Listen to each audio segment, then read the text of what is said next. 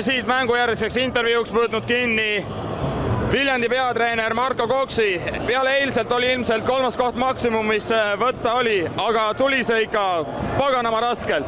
No tuli jaa, et eks ma peale eilset mängu juba ütlesin, et ta saab meil raske olema, et kindlasti võib-olla oli niisugust motivatsiooni natuke ka raskem leida, et me tegelikult tahtsime ikkagi mängida nüüd selles mängus, mis nüüd kohe hakkab, et Tallas esitas väga südika partii, eks ta sellisel lõppkokkuvõttes võib-olla selline jõudemonstratsioon nagu meie poolt jäigi, et nad natuke väsisid ja me oma selle füüsilise ja sellise kogemustega nagu suutsime selle mängu ikkagi oma kasuks kallutada.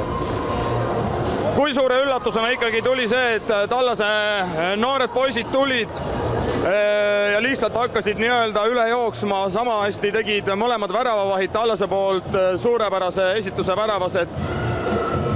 Tundus, et ikkagi Viljandi ei olnud ennekõike selleks koheselt valmis. No nagu ma ütlesin, et võib-olla tõesti meil oli tänaseks mängus natuke raskem seda motivatsiooni leida ja ennast käivitada, et tõesti alustasime kehvasti, nende väravaid muidugi nagu sa ütlesid, tegid hästi oma tööd, aga ma ei oskagi öelda, et hästi mängis Tallas, pole midagi öelda. Kas Marko Koks ja AC Viljandi on ikkagi õnnelikud pronkside üle? No, eks ikka iga selle koha eest tuleb ikkagi õnnelik olla, loomulikult. Ma leian küll igatahes palju õnne ja edu edasiseks hooajaks. Aitäh!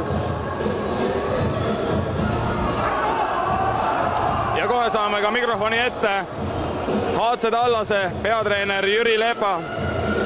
Jüri Lepp, ma võiks öelda, et selle hooaja üks põnevamaid kohtumisi, suured tänud südika mängu eest AC Tallase poolelt. Kuidas võtad mängu kokku? No eks meie ülesanne oligi sellel turniirile 3.-4. koha mängus anda endast kõik ja peaaegu õnnestus, et kui me eile käisime 20 minutit, täna käisime 50 minutit, eks töö selle nimel käiks, et kogu mängu kestame. Just nimelt tõite välja selle fakti, mida ma tahtsin küsida, et lõpus natukene jäi võib-olla sellest võimsusest puudu, nagu ütles Marko Koks, et jõuga sõitis Viljandi lõpuks ikkagi üle, et kas kevadeks on AC Tallas sellises oos, et tuleb meistrivõistlustel 3. kohale? No eks me peame kõigepealt